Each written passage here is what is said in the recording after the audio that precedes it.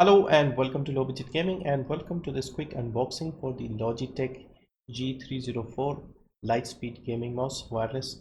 And I got this as a gift from my sister for my birthday in a couple of days, and I thought I'll do a quick unboxing. So simple box, we have the mouse, instructions, and it also comes with a AA battery, a Duracell battery, and also there is a cable adapter thing to increase the range, I guess, of the wireless.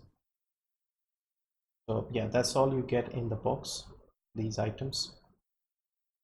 The wire, I'm not really going to be using this because my PC, my case is just on my desk, so I don't really need to extend the range or anything.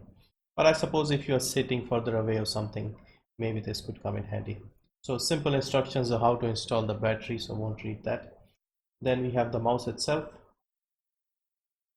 and you can see very similar. There's a button at the bottom, blue is on, red is off, cover comes off, and this is where you put the battery, and also there is a place to store the USB dongle, the wireless thing.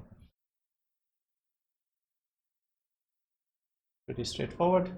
Put the battery in, close the cover.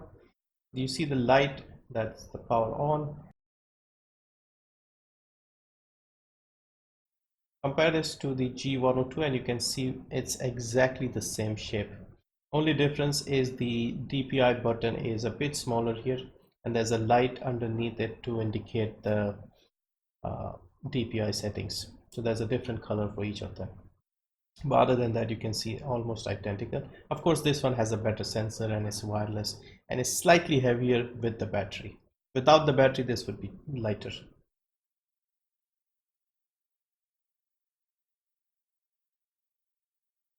And no RGB as well. So a quick look at the software. All you need to do is just install the Logitech G Hub software. Your mouse will be automatically detected. There are a lot of things that you can assign, but if we are just going to look at the sensitivity, so I've selected three sensitivity speeds, so 400, 800 and 1600. You can see there are different colors. When you press the button underneath the scroll mouse, you get the light which tells you what setting you are on. And yes, pretty straightforward, easy to manage this. And there's also the performance mode, high and low. High performance will give you better response time, one millisecond, and low will save on battery, I guess. But even on the high, you are expected to have 250 hours of battery life.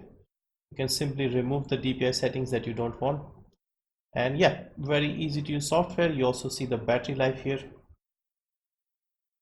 and yeah, overall very easy. I did not need to do anything. I just plugged in the dongle and it picked up the mouse.